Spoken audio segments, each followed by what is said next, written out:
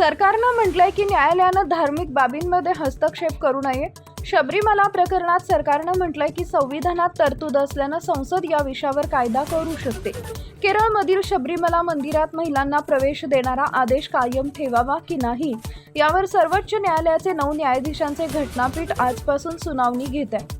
ही शबरीमाला प्रकरणाची पुनर्सुनावणी आहे की केवळ 7 संदर्भित प्रश्नांची उत्तर देण्यापुरती मर्यादित असेल, यावर वकिलांमध्ये चर्चा सुरू आहे. सुनावणीपूर्वी दिलेल्या लेखी उत्तरात केंद्र सरकारनं म्हटलंय की मासिक पाळीच्या वयातील महिलांवरील बंदी कायम ठेवली पाहिजे. ही बाब पूर्णपणे धार्मिक श्रद्धेची आणि एका विशिष्ट धार्मिक गटाच्या स्वतःचा नियम बनवण्याच्या अधिकाराची आहे आणि म्हणूनच न्यायालयानं त्यात हस्तक्षेप करू नये.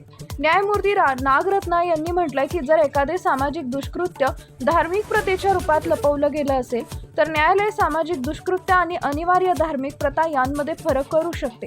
यावर केंद्रानं म्हटलंय घटनात्मक दृष्टिकोनातून याचं उत्तर कलम 25(2)(ब) मध्ये आहे, म्हणजे संसद यावर कायदा करू शकतं.